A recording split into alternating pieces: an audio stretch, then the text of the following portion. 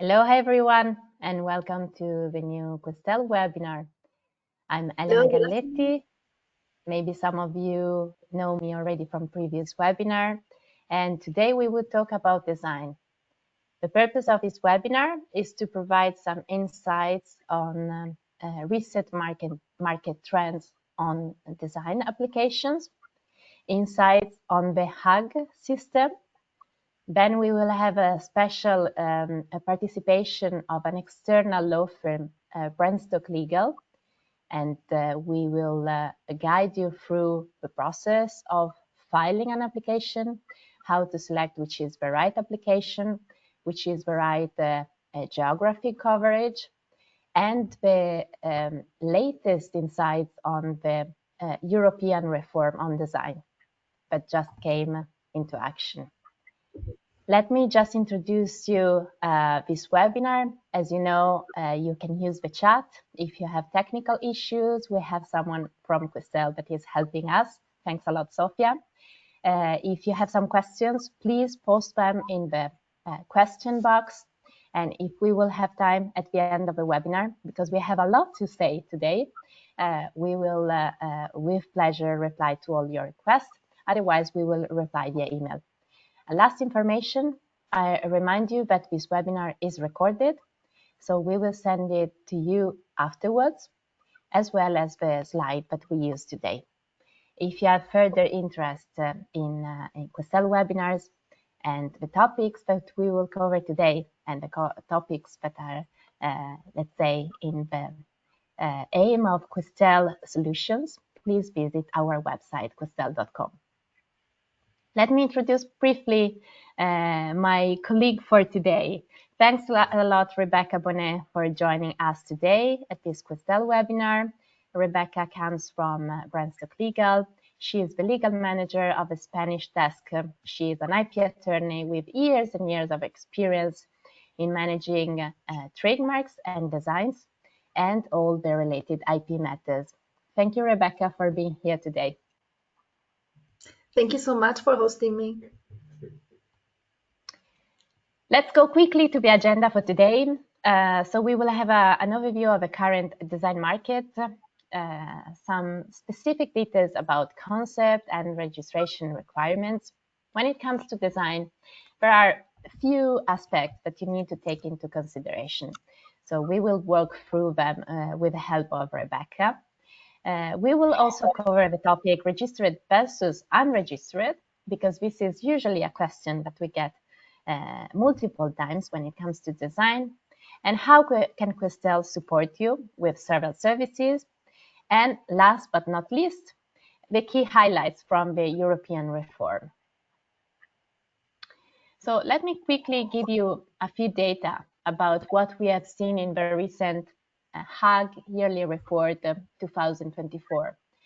This was a really interesting research with a lot of statistics and numbers. I really suggest you to read it through if you want to have more information about international design application through the HUG system. And of course, we can also send you all the reference and the link to the research. So here there are some numbers. Just a quick summary. We have seen that in the last years, the number of design filing is increasing year after year. Also, if trademarks, for example, are a bit decreasing in 2023 and 24, designs are still up, which means that there is much more interest in filing and design, especially through the HUG system. It is true that still the Paris route, and I will come to the distinction in a second, is still owing a 60% of worldwide design application, but the HUG is taking a 30%, and I can foresee, and maybe Rebecca, you agree with me, that in the next year the HUG system will become more and more important, especially because there are always new countries that are added to the list of countries included in the HUG system. If we see a comparison with the past, we have, let's say, a modest 1.3% growth in 2023, follows a 20 growth in 2021 and 11% in 2022, which was mainly due to the accession of China to the ACT system in 2022. And we will see in a second the importance of Asia in this trend. Some numbers which I found particularly interesting. There are currently 79 members in the Hague list of countries, and recently added were Mauritius and Brazil. There are 96 countries that are under protection, and you might ask why the number differs from the number of members, and it is because of EUIPO and OAPI, because as you know, EUIPO stands for Europe and OAPI stands for Africa, and it's true that these two organizations cover much more countries, but they just count as one. 60% of all designs filed worldwide come from applicants which are based in Europe. So this means that Europe is particularly important on these topics, and there is a lot of attention. We will see it in a second for which companies and in which specific class of products. We see an increasing trend from Asia with 28% in 2023 and an 11% applications that come from Canada and the US. 100 is the maximum number of designs that can be included in one international application. But it's true that you can include 100 designs, but it's true that the average number is usually 3. Sorry for my voice today. I hope you can hear me well. Here we have a slide about the fees for the registration. These numbers are in Swiss francs, and you can see that except 2021, where there was a slight decrease, the fees are slightly increasing every year. Not super high increase, but still the fee is increasing by year to year. The top applicants, when it comes to the countries, top applicants from years and years is still Germany, followed by a rising star with China, and then the US, Switzerland, and a small country where I come from, Italy. We have seen a double-digit growth for Turkey and China, a strong growth for US, France, and Japan, and a strong drop by Italy, UK, Germany, although they still remain the #1 filer for design, and South Korea. And we will see that there is one company especially very, very active from South Korea in design applications. And the last comment on this is that the Europe as a whole remains the most designated Hague member in international applications, meaning that this market still represents a very important place where companies would like to have their protection in place.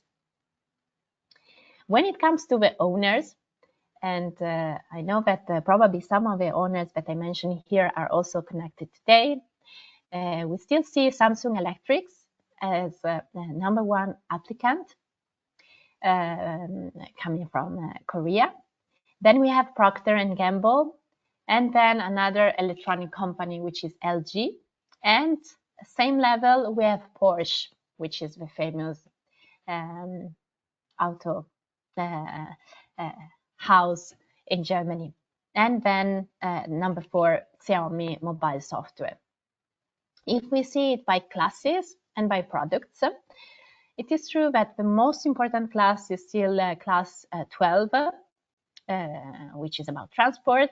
And then we have recording, communication equipment, furnishing, class 9, packages and containers, and then class 5, household goods. A few tips that I thought were relevant for our webinar today. Maybe it's redundant because you already know about it, but international applications can be filed in English, French, and Spanish. And you can opt for the Hague option, as I said before, which is a sort of centralized application through WIPO, or for the national regional application, the so-called Paris route. International registrations are initially valid for a period of 5 years and can be renewed for at least 2 additional 5-year periods. Of course, very important to keep in mind, the maximum duration of protection in any member's jurisdiction may vary according to the laws pertaining to that jurisdiction. And last, applicants from non-member countries can file applications for international registrations, provided they have a real and effective industrial or commercial establishment within the jurisdiction of a Hague member. We also made some statistics compared to patents and trademarks, and we have seen that it is true that worldwide patent filings are growing by more or less 3%, while trademark filing are dropped by 2%. And it's true that industrial design filing activity has grown by 2.8%, which means more or less 1.5 million designs in applications. There are very interesting statistics that you can find in this report, and it's true that you also see how the tendency moves depending on the participation of more countries in the Hague system, and also, let's say, the changes that we see worldwide depending on several factors. I go quickly because I would like to get a few information from you today. So we have a first poll. We wanted to ask you if you are planning to file new design in the near future. And the reply is just yes or no. I'll give you a few seconds.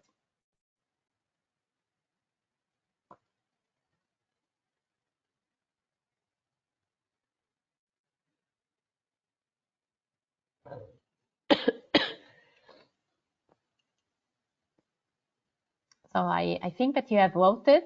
I cannot see the replies, so probably Rebecca or Sophia, you can help me in with the results. Of course, with pleasure. I see a 67% of yes of interest in filing a design in the near future. Okay, thank you very much. Okay, so hopefully this webinar is useful for this 67% of the people attending today.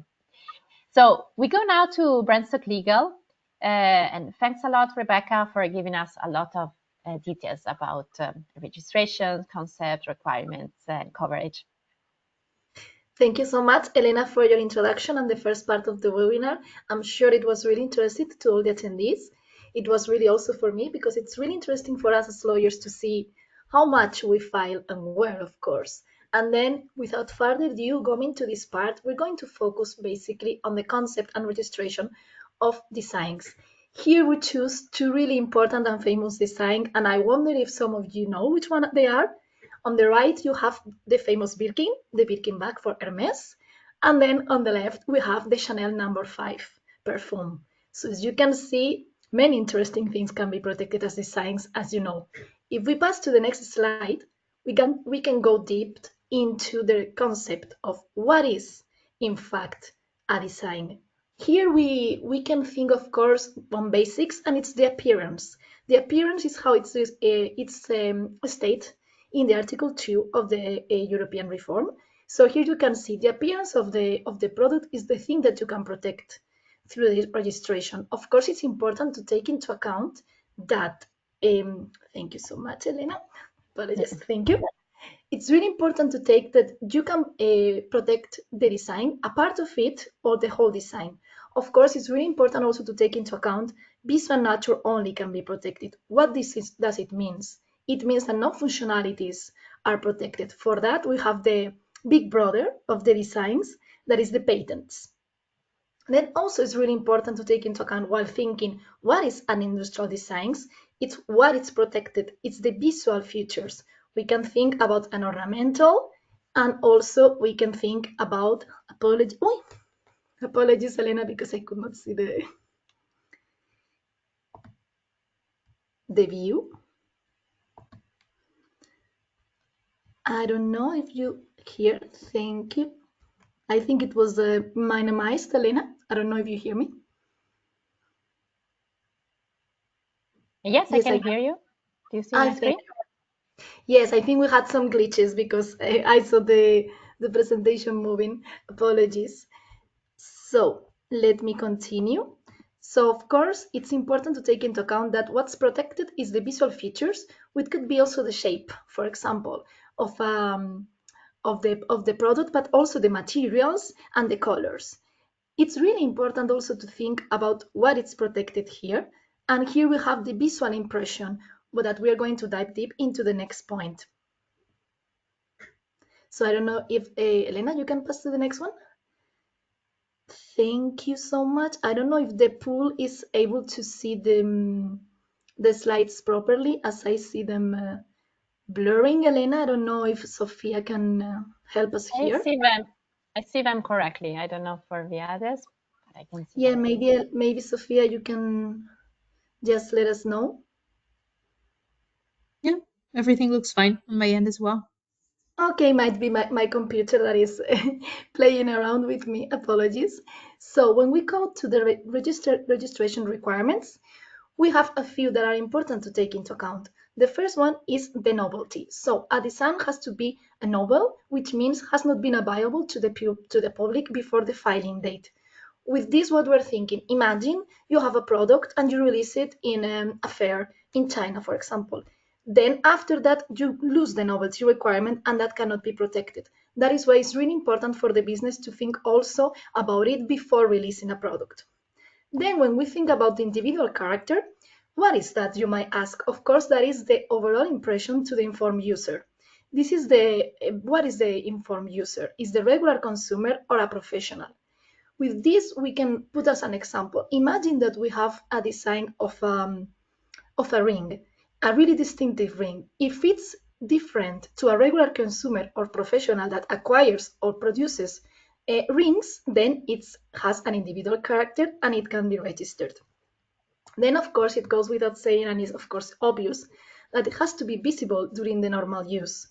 With this, it can be think about, for example, the car's products. So required if design applies is to a component part. This means it has to be visible by the users during the normal use. The normal use is the average use. For example, if you want to protect the cables inside of a phone, that cannot be protected because the user will not be seeing this part of the product during the daily basis. And then finally, we can focus on the formal requirements that are really similar to the ones of the trademarks. The first one is the visual representations. These are the views of the designs.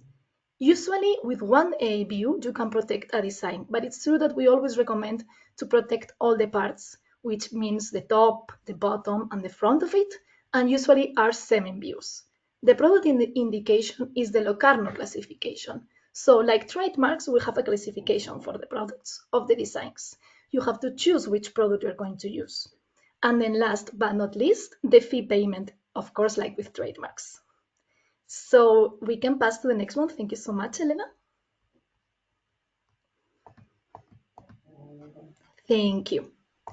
Then this is a really interesting part. It's one of my favorite slides, which is the difference of the registered and unregistered European designs. How can I know when to choose to register or not a design? Here it's really important to think. What is the advantages of both parts? So we have registered designs and not registered designs. If you register a design, you have protection of it upon the registration. However, if you choose not to register the design, it will be protected upon first disclosure in the European Union. Then when it comes to the duration, the registered designs can be renewable for almost 25 years, and the unregistered designs can be only protected 3 years from the disclosure. The scope of protection is also really important. Why? Because when you have a design registered, it's a broader protection, including intentional copying and independent creation. However, for unregistered designs, it's limited the protection only against deliberate copying, which of course makes the protection and enforcement of the unregistered designs a bit more complex. And then last but not least, the enforceability of the designs. So here, the registered design with stronger evidence via registration, it can be easily protected. However, for unregistered designs, it requires proof of disclosure and copying.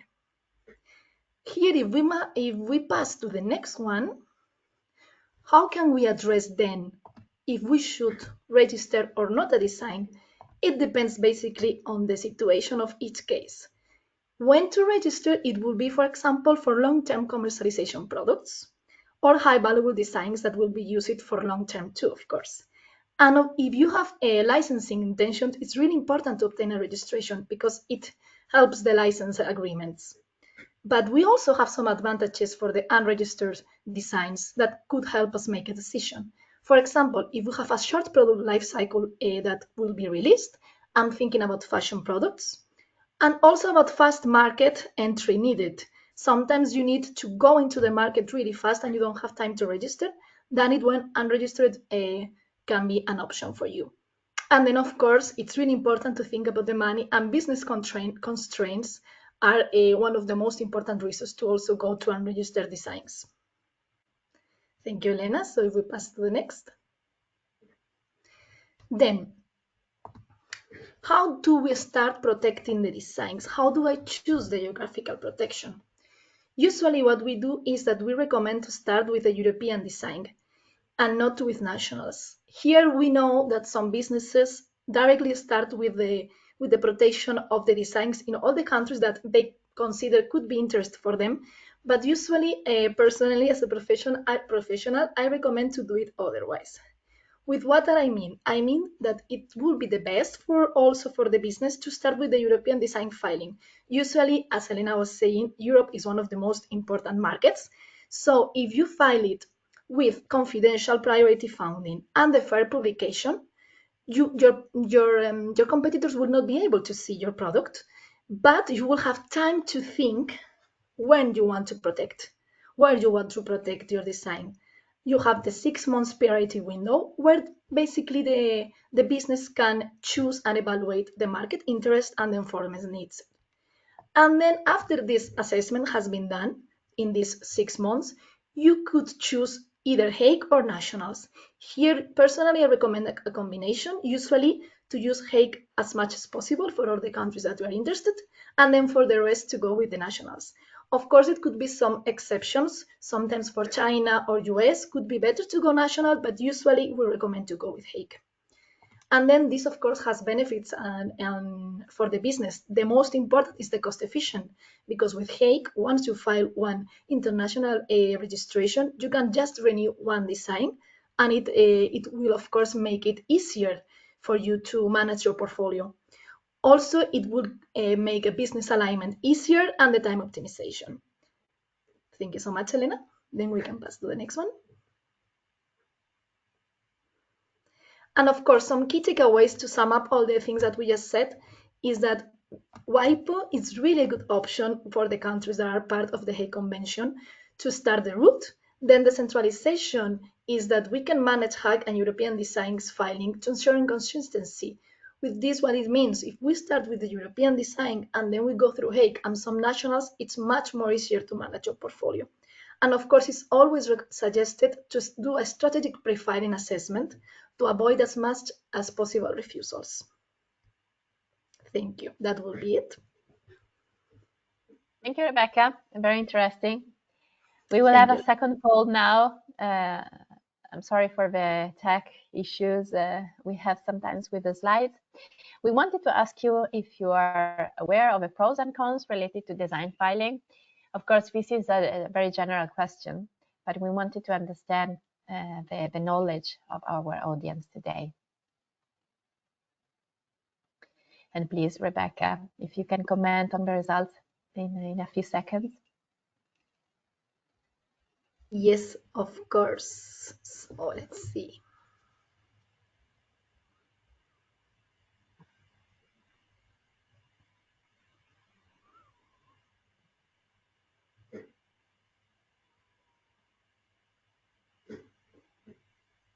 Okay, thank you. Yes, so it's a 50-50 here. 50-50, okay, perfect. So we hope that the next slides will also help you to clarify even more for the 50% which are not aware yet.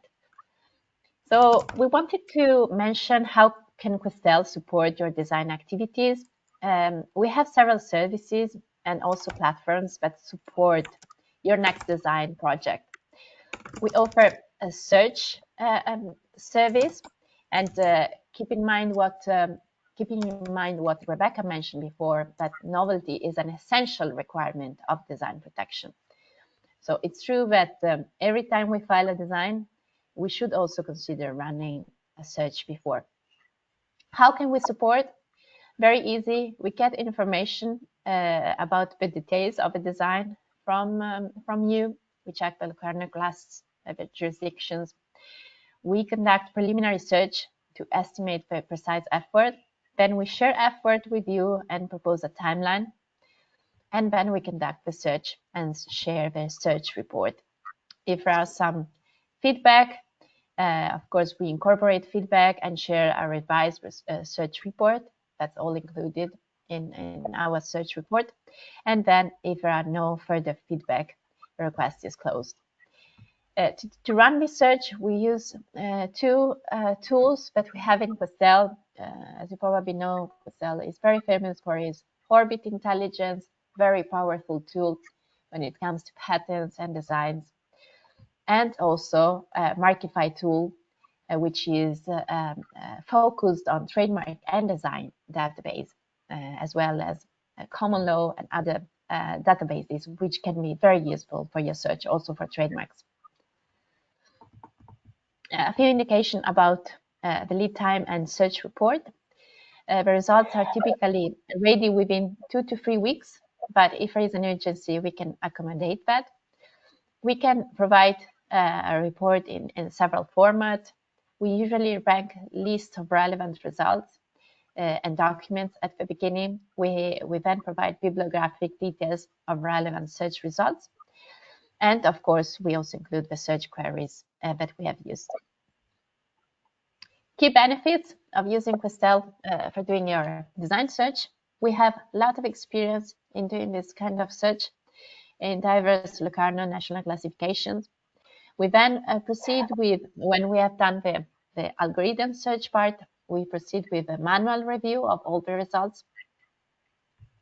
And please consider that the search includes itself the algorithm, AI-powered image analysis that is provided by Markify tool. And of course, we try to tailor-make as much as possible the request and the report based on your specific requirements. We have one single point of contact, one single point of instruction, and of course, one single point of invoice as well. When it comes to drawings, and we will have a few examples in the next slides, we have a very simple way of working. We proceed with informal drawings, and of course, based on your specific ideas and drawings by your internal designers or R&D departments. Then we take all the information from you. We go through an informal drawing from our side and check if there are issues or if there are missing details, information. We double check with the client. We then generate formal drawings using design software, which can be AutoCAD or SolidWorks. And then we have a final review and validation. Of course, we prepare different views or set of drawings based on the specific filing requirements. And we know that in specific countries, there are several requests from the PTOs. We wanted to list here some examples of what we can provide. On the left-hand side, you see the input design from our clients, and on the right-hand side, you see what we have done with the different views. Of course, we can also limit the number of views depending on the specific PTO and country that we are addressing, or based on the specific requirement of the product or the request of the client. I go quickly because I see that time flies. So let me go quickly to what we can perform for you. we prepare the illustration, and we have expert illustrators in the field, depending on the specific technical details that you require. We prepare a lot of applications, so we have a very big team that is doing this. Any modification that is required is included in the price that we provide to you. There are no additional costs. Also, if we have to change part of the illustration or make several different views. And multiple set of drawings are included in the final deliverables that can be filed directly through your specific partners at the different videos. And we think that we offer a very competitive price. When it comes to admin service related to the design work, we have a full team of paralegal taking care of updating your IPMS or our Equinox IPMS with all the relevant information, including the filing and prosecution activities that comes after the search and drawings part. We can check your mailbox, make sure your archive is in good shape, and that all relevant tasks are performed within the deadlines that you have or that the PTO stated. We keep track of all the updates on each single case. We can set reminders and specific reporting dashboards for you. And finally, we can also send instructions to your local partners on your behalf. When it comes to renewals, maybe you have already participated to our recent webinar on renewals. I will go very quickly, but just to inform you that all the renewal services that we provide for patent annuities and trademarks also covers, of course, the design part. And the beauty of working with Questel here is that we have a worldwide coverage, which means that we have a single point of contact, and we work directly or through our partner network, depending on the specific client requirements. We have a dedicated document service with pre-filled documents and on-demand handling of notarization and legalization formalities, including translations. We can offer a very competitive and transparent pricing model, and we can also double check all the agent invoices for you and provide you a consolidated invoice for easy budgeting. We have years and years of experience, dedicated team that are doing nothing else than renewals, so they are pretty focused on what they do. We have dedicated platforms which are free of charge, available 24/7, where you can manage your renewals online, or if you are using an IPMS or Questel IPMS, there is, of course, API connection. Last but not least, we have a very strong procurement department and a benchmarking department that are making sure that we provide the right fees, the right official fees, and of course, economy of scale, because we manage a very large projects. And what if you need to search by yourself because you don't want to use a service, but you want to be able and free to do your search as many times as you want and whenever you need it? We offer Markify also as a do-it-yourself solution, and where you can find all the data related to trademarks and designs. And you have a very beautiful choice between a subscription or a pay-as-you-go option. I think that we have the biggest database of data when it comes to both a trademark and design, which means that our algorithm is fully backed up by continuous updated data. And there are several risk levels that you can select depending on the strategic approach you might want to take when it comes to your search. Let me go quickly to the last part of this webinar for today. We wanted to highlight a few important topics that we discover from the European reform through Brunswick Legal. So Rebecca, stage is yours. You have the last, let's say, 5 minutes. Thank or you. 10. Thank you. Just keep 10. No worries, Elena. We will go to the main part of the reform. So as you can quickly see here, the European Design Regulation, it's applicable already since 1st of May.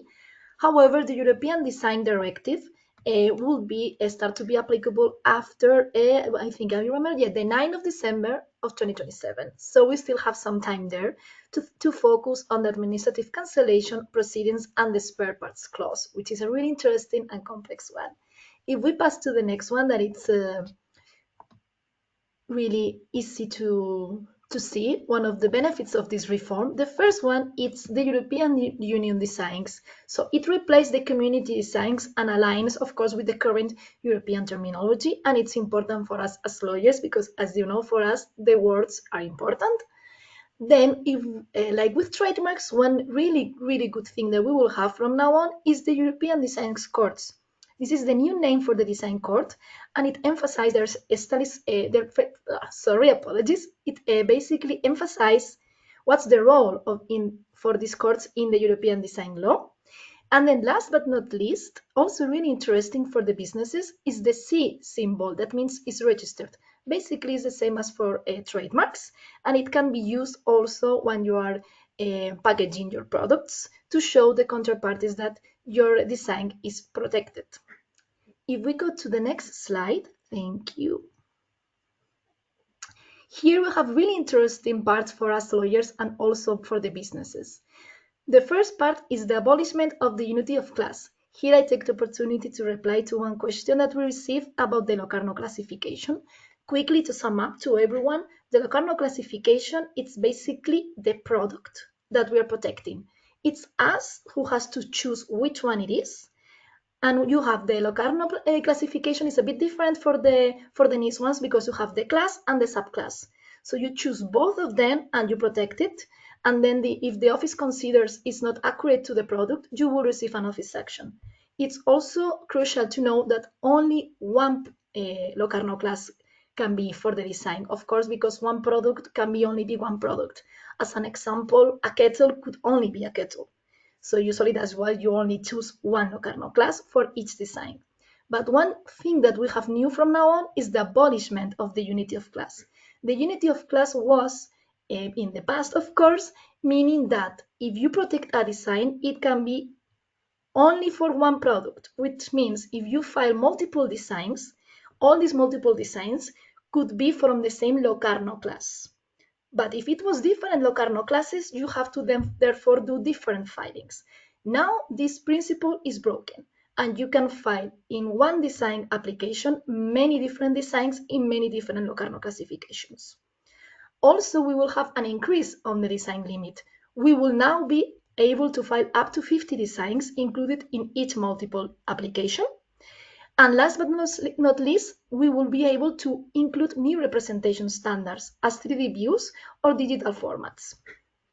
Then in the next slide, thank you. We have also an interesting part that is the digital design protection expansion.